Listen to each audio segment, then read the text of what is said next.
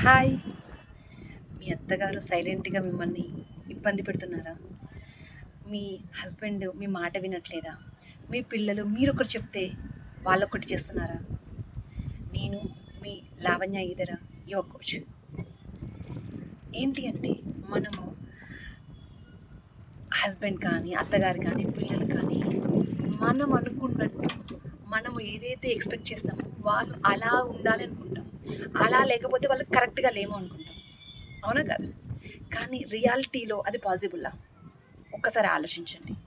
ఎందుకంటే చిన్నప్పటి నుంచి వాళ్ళ కండిషనింగ్, చిన్నప్పటి నుంచి వాళ్ళ ఎక్స్పీరియన్సెస్ బట్టి వాళ్ళు అలా బిహేవ్ చేస్తారు. కానీ మనమేమనుకుంటామంటే మనకి నచ్చినట్టు వాళ్ళు ఉండకపోతే వాళ్ళని కరెక్ట్‌గా లేరు. వాళ్ళని మనం ఏం చేస్తామో అన్‌కాన్షియస్‌గా బ్లేమ్ చేస్తూ ఉంటాం. ఇంకొక విషయం ఏంటంటే మనం ఎప్పుడైతే వాళ్ళు మన మాట వినట్లేదు అని ఫోకస్ చేస్తూ బ్లేమ్ చేస్తూ ఉంటే అదేమవుతుంది, ఏదైతే మనం ఫోకస్ చేస్తామో నాతో పాటు చెప్పండి, ఎక్స్పాండ్ అవుతుంది. ఓకేనా? సో మరి ఏం చేయొచ్చు? మరి ప్రతి ప్రాబ్లంకి సొల్యూషన్ ఉంటుందా? ఖచ్చితంగా.